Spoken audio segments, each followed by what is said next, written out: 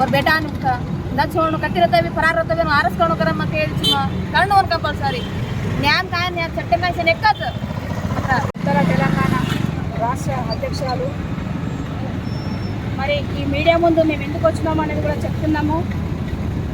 మరి ఇన్ని రోజులైతుంది బండి సంజయ్ కొడుకును ఎందుకు అరెస్ట్ చేస్తలేరు? మరి అధికారంలో ఉన్నామనా, మరి అధికారం అహంకారంతోన మరి వాళ్ళ కొడుకును ఇప్పటికి కూడా అరెస్ట్ చేయలేడు.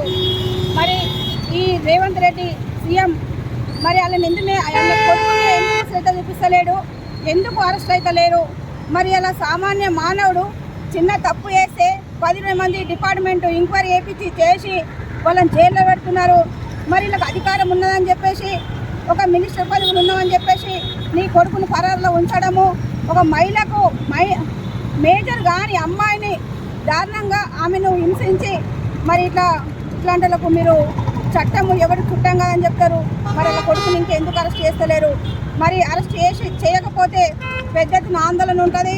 రాష్ట్ర వ్యాప్తంగా బండి సంజయ్ను కూడా వెంబటనే రాజీనామా చేయాలా, చెయ్యని ఏడల బండి సంజయ్ ఇల్లును కూడా మేము మా పార్టీ నుంచి ఖచ్చితంగా ఇంటికాడ కూడా అడ్డుకోవడం జరుగుతుంది.